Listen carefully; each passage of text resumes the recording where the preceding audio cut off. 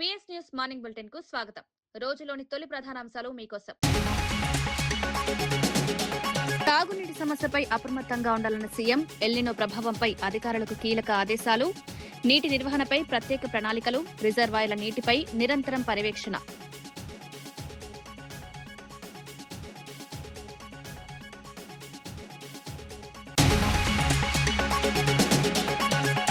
బీహార్ ఉప ఎన్నిక ఫలితంపై స్పందించిన మంత్రి పొన్నం, ప్రజల తీర్పును గౌరవించాలన్న మంత్రి, బీహార్ ఫలితం ప్రజాస్వామ్యానికి నిదర్శనం, ప్రజల విశ్వాసాన్ని నిలబెట్టుకోవాలన్న పొన్నం.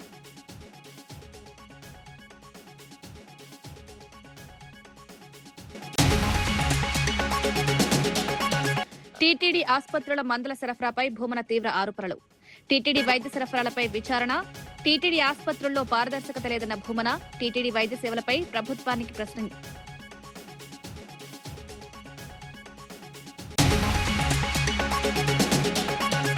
విద్యార్థులకు సీఎం క్షమాపణ చెప్పాలన్న రాకేష్ రెడ్డి. ఇంజనీరింగ్ విద్యార్థులపై వ్యాఖ్యలను ఖండించిన రాకేష్, విద్యార్థుల మనోభావాలు దెబ్బతీశారని వ్యాఖ్య, యువతను అవమానించడం తగదన్న రాకేష్ రెడ్డి.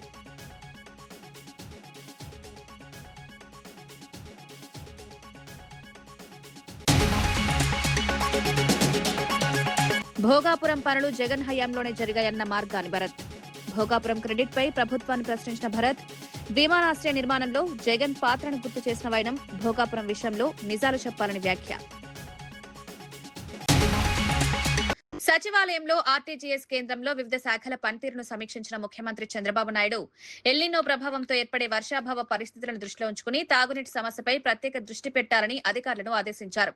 రిజర్వాయర్లో నీటి లభ్యతను ఎప్పటికప్పుడు అంచనా వేసి ప్రజలకు తాగునీటి ఇబ్బందులు తలెత్తకుండా చర్యలు తీసుకోవాలని సూచించారు. కృష్ణా, గోదావరి నదుల్లో వచ్చే నీటిని సమర్థంగా వినియోగించేలా ప్రణాళికలు సిద్ధం చేయాలన్నారు. పశుగ్రాస కొరత రాకుండా ముందస్తు చర్యలు తీసుకోవాలని, గ్రామీణ ప్రాంతాలు, పట్టణాల్లో తాగునీటి నాణ్యత పరీక్షలను క్రమం తప్పకుండా నిర్వహించాలని ఆదేశించారు. రవాణా శాఖలో సాంకేతిక వినియోగాన్ని పెంచి అనవసర నిబంధనలు తొలగించి ప్రజలకు సులభ సేవలు అందించేలా సంస్కరణలు అమలు చేయాలని చంద్రబాబు అధికారులను ఆదేశించారు.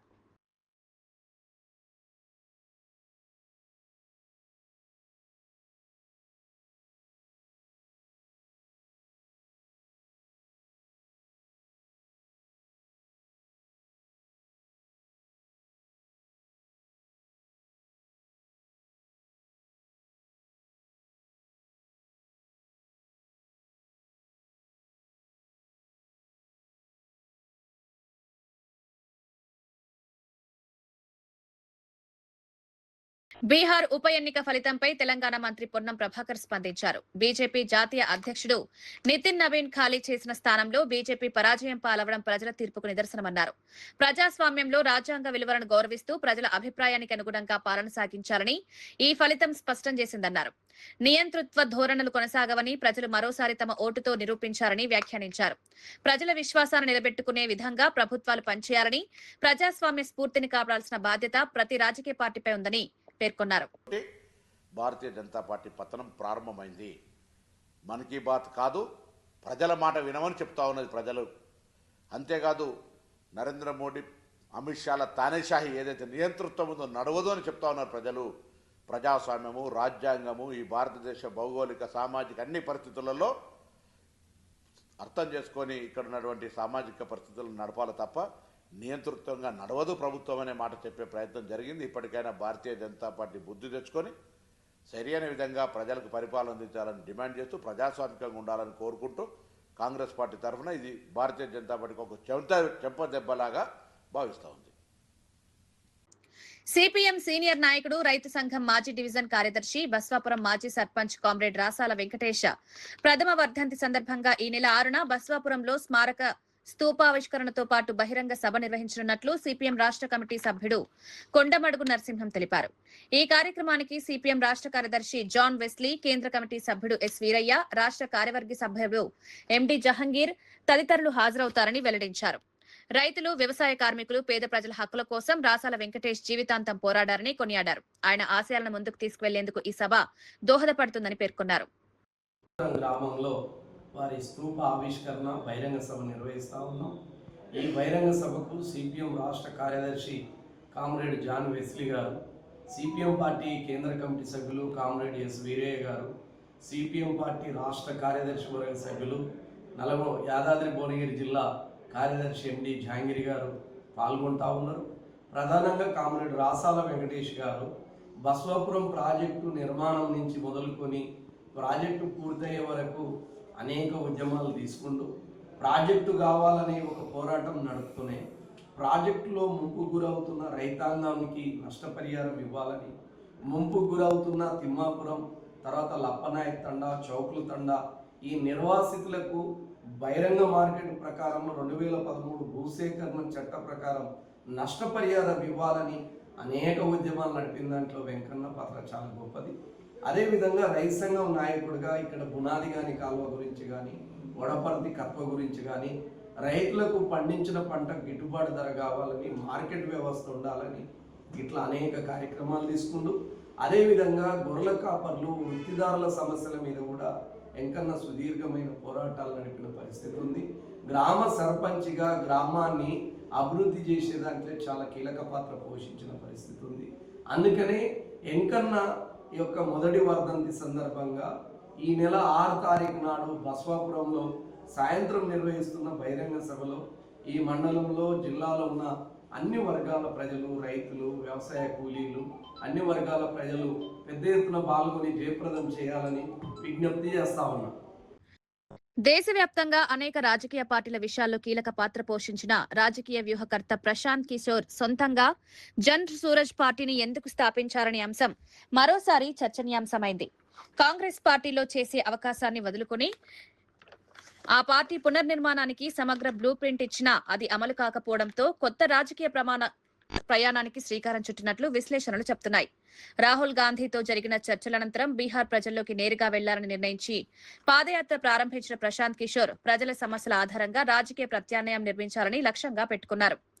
బాంకీపూర్ ఉప ఎన్నికలో బీజేపీకి ఎదురుదెబ్బ ఇవ్వడం నుంచి జన్ సూరజ్ పార్టీ ఆవిర్భావం వరకు జరిగిన రాజకీయ పరిణామాలు ప్రస్తుతం జాతీయ రాజకీయాల్లో ఆసక్తికర చర్చకు దారితీశాయి.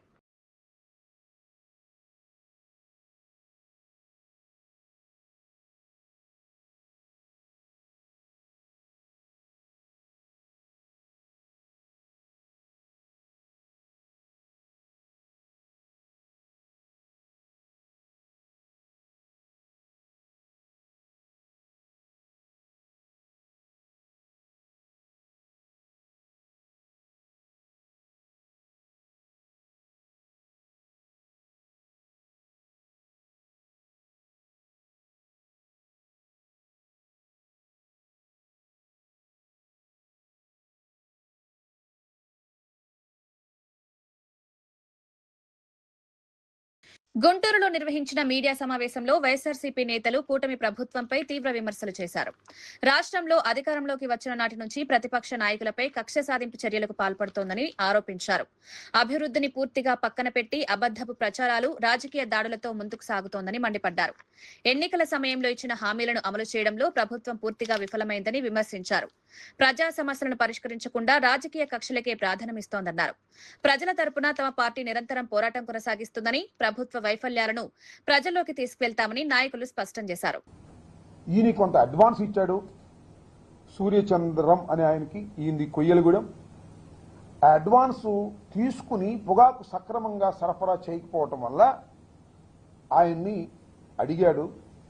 ఆయన వేరే వాళ్ళకి సరఫరా చేస్తుంటే అటకాయించాడు, తీసుకువెళ్లి పోలీస్ స్టేషన్లో ఇది ఇట అన్యాయం జరుగుతుందని పోలీస్ స్టేషన్లో అప్పచెప్పాడు. ఇది జరిగినటువంటి అంశం. ఈ సూర్యచంద్రం అనే ఆయన ఒక కంప్లైంట్ ఇచ్చాడు న్యూజివీడ్లో. మా అబ్బాయి అభి అనే అతన్ని కిడ్నాప్ చేశారు, తీసుకువెళ్లారు, కిడ్నాప్ చేసి అక్కడ పెట్టారు.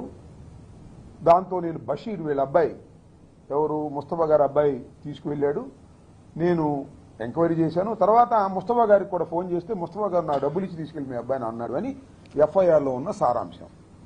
దీనికి ఎస్సీ ఎస్టీ కేసు పెట్టారు, కిడ్నాప్ కేసు పెట్టారు, దానితో పాటు అటెంప్ట్ మర్డర్ కూడా పెట్టారు. ఇన్ని సెక్షన్లు వేశారు. అంటే ఇక ఇతనికి బెయిల్ రాకోకుండా నివారించాలి అనేటువంటి ఉద్దేశంతో దురుద్దేశపూర్వకంగా పోలీసులు కేసు పెట్టారు. ఇది అన్యాయం అని చెప్పడానికి మేము ముందుకు వచ్చి, చంద్రబాబు నాయుడు గారు కక్ష పెట్టాడా, లోకేష్ గారు కక్ష పెట్టారా, లేదు ముస్తఫా గారి అమ్మాయి ఇక్కడ యాక్టివ్గా టౌన్ ప్రెసిడెంట్గా ఉంది కాబట్టి రాజకీయంగా అనసాలనేటువంటి ఏదైనా ప్రయత్నం చేస్తున్నారా అనేటువంటి అనుమానాలు మాకు మెండుగా కలుగుతుంది. రాత్రి 6 గంటల తరువాత 9 గంటల దాకా వెల్లింగ్ హౌసెస్లో మహిళలు ఉంటారు, పిల్లలు ఉంటారు. పోలీసులు ఎత్తకొచ్చండి, చట్టం చెబుతున్నది పోలీస్ మాన్యువల్. పైగా ముస్లింస్కి సంబంధించినటువంటి ఇల్లు, అంటే ముస్లింస్ అంటే వేరే కాదు, గోష్ఠ ఉండేటటువంటి ప్రాంతం. మీరు వెళ్ళి దౌర్జన్యంగా 7 అపార్ట్మెంట్స్ ఎదిగారు, 7 ఫ్లాట్లు ఎదిగారు. ఏం సాధించారు? ముస్తఫా దొరికాడు అక్కడ? మీ అనుమానం పిచ్చి అనుమానం. అంత సీసీ ఫుటేజ్లో రికార్డ్ అయింది. మీరు 6 తర్వాత ఎందుకు వెదికారు అని ప్రశ్నించారు వీళ్ళు. ప్లేటర్ గారు చెప్తే దానికి సమాధానం లేదు. తర్వాత మళ్ళా కాకాని సీఐ వచ్చాడు. ఎవరతని పేరు? స్వామి. ఏం స్వామి? నారాయణ స్వామి. ఈ సీసీ ఫుటేజ్ తీసుకెళ్ళిపోయాడు. ఎందుకు తీసుకెళ్ళాడని అడుగుతా ఉన్నా. ఆ ఇంటి దగ్గర, అపార్ట్మెంట్స్ దగ్గర ఉన్నటువంటి సీసీ ఫుటేజ్ని ఏ చట్టం ప్రకారం తీసుకెళ్లాడు నారాయణ స్వామి అని అడుగుతా ఉన్నా. అంటే సీసీ ఫుటేజ్ ఎత్తేస్తారా మీరు? పోలీసులు కాపాడిసిన వాళ్ళు అంటే ఎవిడెన్స్ దొరకకుండా ఉండేందుకు మేము రాత్రి ఎత్తుకాము అనే మా దగ్గర ఉన్నాయి అనుకుంటున్నాడేమో నారాయణ స్వామి. మా దగ్గర ఆ ఫుటేజ్ కానీ ఇంకా వేరే ఫుటేజ్లు కూడా ఉన్నాయి. మొత్తం అంతా మీడియా వాళ్ళు తీశారు, సెల్స్లో అందరూ తీశారు. ఆ ఫుటేజ్ కాపీ కూడా మా దగ్గర ఉంది. రాత్రి 8 దాకా 9 దాకా మీరు ఒక వెల్లింగ్ హౌసెస్లో, ముస్లిమ్స్ ఉండే హౌసెస్లో దౌర్జన్యంగా మీరు ఎతికారు. ఇది తప్పు. పొగలెత్తుకోవచ్చు కదా, ఎవడు కాదన్నాడు? ముస్తఫాకి ఎక్కడ కూడా ఎస్సీ ఎస్టీ అట్రాసిటీస్ కేసే వర్తించదు అని చెప్పారు.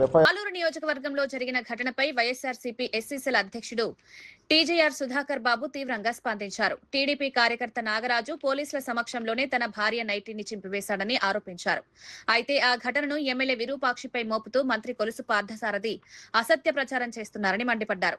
వాస్తవాలు తెలిసినా రాజకీయ ప్రయోజనాల కోసం బురద జల్లే ప్రయత్నం చేయడం సరికాదన్నారు. ప్రజలను తప్పుదోవ పట్టించేలా వ్యాఖ్యలు చేయకుండా జరిగిన ఘటనపై నిజాలు వెల్లడించాలని ప్రభుత్వాన్ని డిమాండ్ చేశారు. పెద్ద ఎత్తున ప్రజలు ఉద్యమిస్తున్న విధానం, ఆ అంశం మీద నుండి దృష్టిని ఎలా మార్చాలని ఓ పన్నాగ రాజకీయానికి తరలేపాడు. దానిలో కూడా మళ్లీ బలహీన వర్గాలకు సంబంధించిన ఒక ఎమ్మెల్యే స్థాయికి ఎదిగిన వ్యక్తిని, ఓ కురుబ కులస్తుడైన విరూపాక్షిని అర్ధరాత్రి సమయంలో తలుపులు పగలగొట్టి ఓ తీవ్రవాదిని, ఒక ఉగ్రవాదిని అరెస్ట్ చేయడానికి ఎలాగైతే పోలీసులు ఇళ్లను చుట్టుముట్టి ఇళ్లలోకి వెళ్లి ఎలాగైతే తీసుకొస్తారో అలాగా వైఎస్ఆర్ కాంగ్రెస్ పార్టీ శాసనసభ్యుడు, ఆలూరు శాసనసభ్యుడిని ఆ విధంగా తీసుకొచ్చింది చంద్రబాబు నాయుడు ప్రభుత్వం. జరిగిన సంఘటన వైఎస్ఆర్ కాంగ్రెస్ పార్టీ కార్యకర్తని అక్రమంగా బంధించి అతన్ని కొడతంటే నేమకల్లు, చిప్పగిరి మండలం నేమకల్లు అనే విలేజ్ లో వైఎస్ఆర్ కాంగ్రెస్ పార్టీకి సంబంధించిన కార్యకర్తని అక్రమంగా బంధించి అతని మీద టీడీపీ కార్యకర్తలు దాడి చేస్తుంటే దాడి తట్టుకోలేని కార్యకర్త తనను రక్షించమని తన శాసనసభ్యుడిని వీడియో కాల్ ద్వారా విన్నవించుకున్నాడు. ఎవరైనా నాకు వచ్చిన ఆ ఫోన్ కాల్ నేనైనా అర్ధాంతరంగా అర్ధరాత్రి అపరాత్రి కాదు, మా కార్యకర్తకి ప్రాణం మీదకి వచ్చినప్పుడు నన్ను ఇలా కొడుతున్నారు నిర్బంధించి అని వీడియో కాల్ చెప్పినప్పుడు బాధ్యత కలిగిన శాసనసభ్యుడు ఆ గ్రామానికి వెళ్ళాడు. ఎందుకు కొడుతున్నారని ప్రశ్నించాడు. ఏమి నేరం ఉందండి దానిలో? వెళ్ళటానికి ప్రశ్నించడానికి వెళ్లిన ఎమ్మెల్యే మీద అక్కడున్న టీడీపీ కార్యకర్తలు పోలీసుల సమక్షంలోనే దాడికి ఎత్తునిచ్చిన సంఘటన మీకందరికి నేను ఇప్పుడు వీడియో చూపిస్తాను. దాడి చేయటంతో పాటు ఘోరం ఏంటంటే అక్కడ మళ్ళీ ఆ అమాయకులైన మా దళితుల్ని వాడుకుని నాగరాజ్ అనే టీడీపీ కార్యకర్త స్వయంగా తన భార్య నైటీని చింపివేయటాన్ని ఇప్పుడు చంద్రబాబు నాయుడు యొక్క కుయుక్తి రాజకీయ డైవర్షన్ పొలిటికల్ సిస్టమ్ కి పరాకాష్ట దృశ్యాలు ఇవి. దీని మీద ఎవరెవరు ఏం మాట్లాడారో నేను సవివరంగా మీకు నేను వివరిస్తాను. ఒక్కసారి ఆ నాగరాజు అనే వ్యక్తి తన సొంత భార్య యొక్క నైటీని ఏ విధంగా చంపుతున్నాడో ఈ రాష్ట్ర ప్రజలందరూ చూడమని కోరుతున్నారు.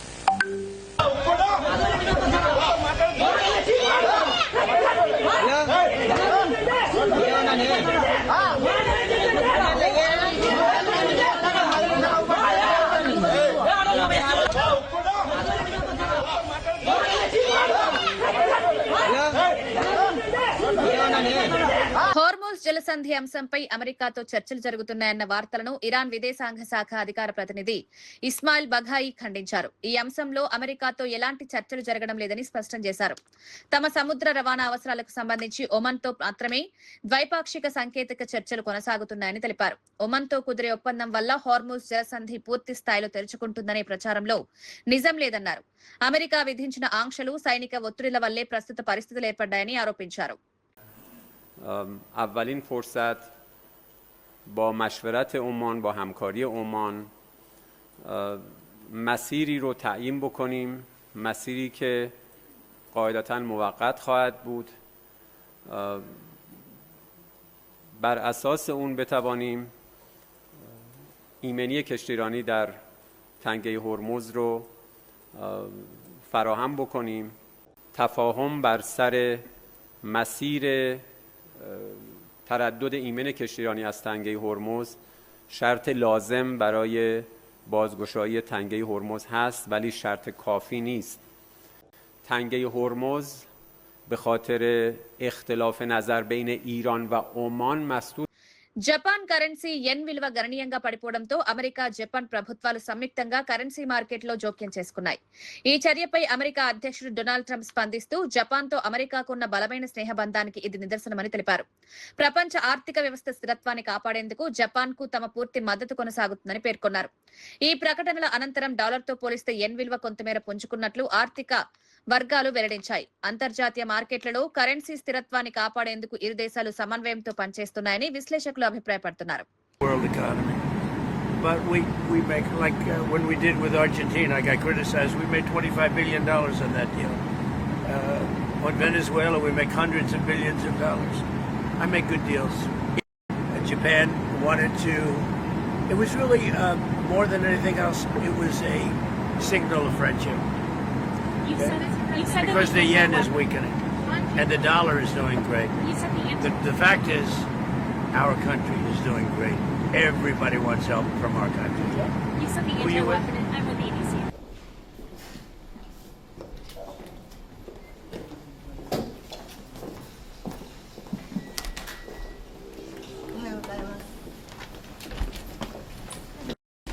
「米国の東部時間7月31日金曜日、我々日本国財務省は米国財務省と協調して円買い介入を実施しました。今回の協調介入は2025年9月に発出しました日米財務大臣共同声明に基づき実施したものでございまして、最近見られた円の過度な変動や無秩序な動きに対処したものです。日本国財務省は状況を注視し、米国財務省との緊密なコミュニケーションを維持しています。我々は今後もさらなる協調。భోగాపురం అంతర్జాతీయ విమానాశ్రయంపై మాజీ ఎంపీ, వైఎస్ఆర్సీపీ జాతీయ అధికార ప్రతినిధి మార్గాని భరత్ స్పందించారు. విమానాశ్రయం విషయంలో జగన్ పై విష ప్రచారం చేస్తున్నారని ఆరోపించారు. భోగాపురం ఎయిర్పోర్టు కోసం 2800 ఎకరాల భూమిని సేకరించి రైతులకు పరిహారం చెల్లించడం, అవసరమైన అనుమతులు తీసుకురావడం, నిర్మాణ పనుల్లో 80% పూర్తి చేయడం అన్ని జగన్ ప్రభుత్వ హయాంలోనే జరిగాయని పేర్కొన్నారు. ప్రస్తుతం జరుగుతున్న అభివృద్ధికి మొత్తం క్రెడిట్ తీసుకునే ప్రయత్నం జరుగుతోందని విమర్శించారు. మీటింగ్ లో ఒక మహిళ చెప్పిన మాట, ఆ మహిళ చెప్పిన మాట ఎర్ర బస్సు రాని ప్రాంతానికి ఎయిర్ బస్ ఏంటనేది ఆ మహిళ చెప్తే జగన్మోహన్ రెడ్డి గారు ఆ మహిళ ఇలా చెప్పిందని చెప్పారు. దానికి అర్థము భోగాపురం ఎయిర్పోర్ట్ వద్దని కాదు. జగన్మోహన్ రెడ్డి గారు కూడా క్లియర్ గా ఆ రోజు చెప్పిన అంశం ఏంటి, గతంలోకి వెళ్తే అక్కడ నేవీకి సంబంధించి ఎయిర్పోర్ట్ ఉంది. ఆ ఎయిర్పోర్ట్ ఉంటుండగా ఇంకొక ఎయిర్పోర్ట్ ఎందుకు అనేది దానికి తాలూకా అర్థము. మరి అది నేవీ డిపార్ట్మెంట్, నేవీ వాళ్ళకి ఎయిర్పోర్ట్ వెనక్కి ఇచ్చేసినప్పుడు ఖచ్చితంగా ఒక డొమెస్టిక్ ఇంటర్నేషనల్ ఎయిర్పోర్ట్ అనేది రావాలి. మరి దాన్ని గుర్తించే కదా జగనన్న 2800 ఎకరాలు ఆ ల్యాండ్ ఎక్వైర్ చేసి దానికి సంబంధించిన పర్మిషన్స్ అన్ని తీసుకుని వచ్చి మొత్తం పూర్తి స్థాయిగా ఆ వర్క్స్ అన్ని కూడా ప్రారంభించింది జగన్మోహన్ రెడ్డి గారి ప్రభుత్వం కాదా? చంద్రబాబు నాయుడు గారు ఏం చేశారండి? 15,000 ఎకరాలు కావాలి అని చెప్పేసి అక్కడ రైతులందరినీ కూడా పీడించి పాపాలు ఎన్నో చేశారు. ఇవాళ వాళ్ళు గవర్నమెంట్ దిగిపోయే టైంకి 2019లో ఇంకా 4 రోజులు ఉందనగా ఎలక్షన్ కోడ్ వస్తుందనగా హడావిడిగా ఏ పర్మిషన్ ఉందండి మీ దగ్గర? ఆల్ ఇండియా ఏవియేషన్ పర్మిషన్ ఉందా? ఏ పర్మిషన్ ఉందా? ఏం పర్మిషన్ లేకుండా తీసుకొచ్చి శిలాఫలకం వేస్తే సరిపోద్దా? టీటీడీ మాజీ చైర్మన్ భూమన కరుణాకర్ రెడ్డి టీటీడీ ఆసుపత్రుల్లో మందులు, వైద్య పరికరాల సరఫరాపై తీవ్ర ఆరోపణలు చేశారు. గతంలో శ్రీవారి లడ్డు, నెయ్యి టెండర్ల విషయంలో వైఎస్ఆర్సీపీపై అసత్య ప్రచారం చేశారని, ఇప్పుడు అదే విధంగా టీటీడీ ఆసుపత్రుల్లో నిబంధనలను సడలించి తమకు అనుకూలమైన వారికి లబ్ధి చేకూర్చే ప్రయత్నం జరుగుతోందని విమర్శించారు. ప్రజల ప్రాణాలతో చెలగాటమాడేలా వైద్య సరఫరాల్లో రాజీపడ్డం ప్రమాదకరమని హెచ్చరించారు. ప్రభుత్వమే ఈ వ్యవహారంపై పారదర్శక విచారణ జరిపై నిజానిజాలు ప్రజలకు వెల్లడించాలని డిమాండ్ చేశారు. భక్తులు, ప్రజల ఆరోగ్యానికి సంబంధించిన అంశాల్లో రాజకీయాలు చేయకుండా నాణ్యమైన సేవలందించేలా చర్యలు తీసుకోవాలని సూచించారు.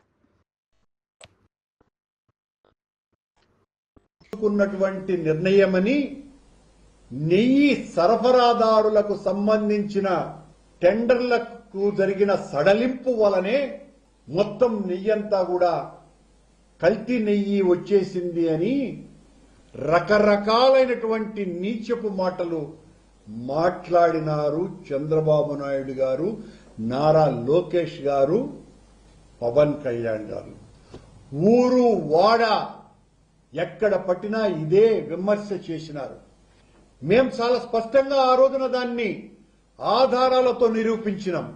మా సడలింపు ద్వారా ఒక్కటంటే ఒక్క పనికి మాలిన బిడ్డర్ కూడా టెండర్లో పాల్గొన్నటువంటి పని చెయ్యలేదు అని చంద్రబాబు గారి టైంలో ఎవరైతే పాల్గొన్నారో వాళ్లే మా హయాంలో మేము సడలించినప్పుడు కూడా పాల్గొన్నారు. ఆ కారణంగా వాళ్ళు ఏదైతే కారణం చెప్పినారో ఆ కారణంగా ఏ రకమైనటువంటి పొరపాటు అక్కడ జరగల. కానీ ఈరోజు చంద్రబాబు నాయుడు గారు, లోకేష్ గారి ఆదేశాలతో అత్యంత ప్రాణం పోసేటువంటి మందులకు సంబంధించిన నిర్ణయంలో టర్నోవర్ను ఒక్కసారిగా ఆకాశం నుంచి పాతాళానికి తీసుకుని వచ్చినారు. దీని ద్వారా నాసిరకం వస్తువులు, సామగ్రి, మందులు సరఫరా చేయటం ద్వారా ఆ సరఫరాదారుల ద్వారా కమిషన్లు కొట్టటానికి, కుమ్మటానికే ఈ నిర్ణయం తీసుకున్నారు. ఈ అజ్ఞాత కమిటీ, అజ్ఞాన అవినీతి కమిటీ ఏదైతే ఉందో, సిఫారసు చేసిందో, ఆ కమిటీలోకి సంబంధించినటువంటి వాళ్ళు ఈ సరఫరాదారులుగా మారబోతున్నారు. వాళ్ల భాగస్వామ్యం కూడా ఉంది అన్నటువంటి అనుమానాలు ఇప్పుడు అంతా కూడా వ్యక్తమవుతున్నాయి. దీనికి సంబంధించినటువంటి చర్చలో పాలక మండలిలోనే ఒక పెద్ద ఫార్మాస్యూటికల్ కంపెనీ నడుపుతున్నటువంటి ఒక పాలక మండలి సభ్యురాలు, దేశంలోనే పెద్ద ఫార్మాస్యూటికల్ కంపెనీ నడుపుతున్నటువంటి సభ్యురాలు ఒకరు, బీఆర్ఎస్ నాయకుడు ఏనుగుల రాకేష్ రెడ్డి ముఖ్యమంత్రి రేవంత్ రెడ్డి చేసిన ఇంజనీరింగ్ విద్యార్థుల వ్యాఖ్యలను తీవ్రంగా ఖండించారు. ఇంజనీరింగ్ విద్యార్థులను క్రిమినల్ వేస్ట్ గా అభివర్ణించడం దురదృష్టకరమన్నారు. విద్యార్థులకు ఉద్యోగ దరఖాస్తులు కూడా నింపడం రాదని వ్యాఖ్యానించిన సీఎం కొడంగల్లో జరిగే ఎన్నికలపై తనపై పోటీకి 1,00,000 మంది విద్యార్థులు నామినేషన్లు వేస్తారని ఎద్దేవా చేశారు. విద్యార్థుల ఆత్మగౌరవాన్ని దెబ్బతీసేలా మాట్లాడడం సరికాదని, వెంటనే బహిరంగ క్షమాపణ చెప్పాలని డిమాండ్ చేశారు. అంతేందుకు మన తెలంగాణలో ఎంత పేదరికం ఉండే, ఎన్ని ఆత్మహత్యలు, ఎన్ని వలసలు. మరి ఆ రోజు కేసీఆర్ గారు మా ప్రజలందరూ బిచ్చగాళ్ళని మాట్లాడినలా? అట్లా మాట్లాడారు కదా, బాధ్యత ఉంటుంది కదా. కాబట్టి మీరు క్రిమినల్ వేస్ట్ అని మాట్లాడడం చాలా దురదృష్టకరము. హార్వర్డ్ వేయిన్లు వారం రోజులు శిక్షణ తీసుకున్నాకన్నా ఆయన మారుతాడని చెప్పి అధికారులందరూ భావించిళ్ళు. వాళ్ళు ఎంతో ఆలోచించి ముఖ్యమంత్రి స్థాయిలో ఈయన మాట్లాడతలేడు కాబట్టి, మన రాష్ట్రంలో ఉన్నటువంటి పెట్టుబడులన్నీ పోతున్నాయి కాబట్టి కనీసం ఈయన మారాలని ఆరోడు పంపిస్తే వారం రోజులు ఆడ చదువు చెప్పినా కూడా ఈయన మారలే. ఇప్పుడు తలకాయ పట్టుకుంటున్నారు అధికారులందరూ కూడా. ఎందుకంటే మీరు ఆలోచించండి, ఆయన చేసిన కథ వల్ల ఈరోజు కన్స్ట్రక్షన్ ఇండస్ట్రీ పోయింది, రియల్ ఎస్టేట్ పోయింది. ఇప్పుడు దీనివల్ల ఈ ఉన్న ఐటీ, మ్యానుఫ్యాక్చరింగ్, ఈ సర్వీసెస్ ఇండస్ట్రీ కూడా పోతే రాష్ట్రం మొత్తం దివాలా తీసేటువంటి ఒక పరిస్థితి ఉంటుంది. కాబట్టి ముఖ్యమంత్రి గారు వెంటనే బేషరతుగా ఈ రాష్ట్రంలో ఉన్నటువంటి ఇంజనీరింగ్ విద్యార్థులందరికీ కూడా క్షమాపణ చెప్పాలి. క్షమాపణ చెప్పకపోయినట్టయితే తప్పకుండా నువ్వు అప్లికేషన్ రాయరాదు అన్నావు కదా, జాబ్ అప్లికేషన్ రాయరాదు అన్నావు కదా, కొడంగల్లో నామినేషన్ అప్లికేషను తప్పకుండా 1,00,000 మంది ఇంజనీర్లు రాస్తారు, తప్పకుండా పోటీ చేస్తారు నీ మీద, నిన్ను ఓడించేటువంటి ఒక ప్రయత్నం చేస్తారు రేవంత్ రెడ్డి గారు అని చెప్పి హెచ్చరిస్తూ వెంటనే మరి క్షమాపణ చెప్పాలి. ఫీజు రీయింబర్స్మెంట్ ఎగ్గొట్టడానికి ఇలాంటి చిల్లర వేషాలు మానుకోవాలి. నీకు నిజాయితీ ఉంటే, నీకు చిత్తశుద్ధి ఉంటే వెంటనే 11,000 కోట్ల రూపాయల ఫీజు రీయింబర్స్మెంట్ స్కాలర్షిప్ బకాయిలు చెల్లించాలని చెప్పి కూడా ఈ సందర్భంగా నేను మనవి చేస్తూ, వెంటనే జాబ్ నోటిఫికేషన్లు కూడా ఇవ్వాల్సిందే ఈ సందర్భంగా మనవి చేస్తూ మీ అందరికీ కూడా పేరు పైన ధన్యవాదాలు. తాగునీటి సమస్యపై అప్రమత్తంగా ఉండాలన్న సీఎం, ఎల్నినో ప్రభావంపై అధికారులకు కీలక ఆదేశాలు, నీటి నిర్వహణపై ప్రత్యేక ప్రణాళికలు, రిజర్వాయర్ల నీటిపై నిరంతరం పర్యవేక్షణ.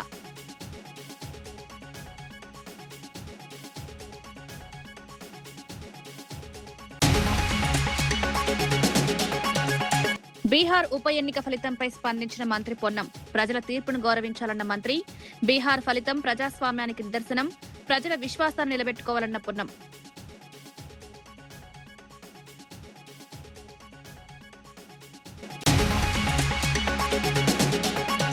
టీటీడీ ఆసుపత్రుల మందుల సరఫరాపై భూమన తీవ్ర ఆరోపణలు, టీటీడీ వైద్య సరఫరాలపై విచారణ, టీటీడీ ఆసుపత్రుల్లో పారదర్శకత లేదన్న భూమన, టీటీడీ వైద్య సేవలపై ప్రభుత్వానికి ప్రశ్న.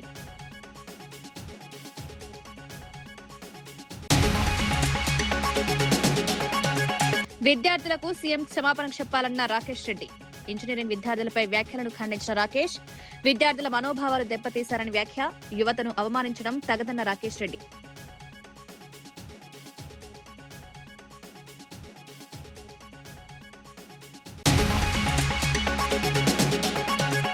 భోగాపురం పనులు జగన్ హయాంలోనే జరిగాయన్న మార్గాని భరత్, భోగాపురం క్రెడిట్ పై ప్రభుత్వాన్ని ప్రశ్నించిన భరత్, విమానాశ్రయ నిర్మాణంలో జగన్ పాత్రను గుర్తు చేసిన వైనం, భోగాపురం విషయంలో నిజాలు చెప్పాలని వ్యాఖ్య.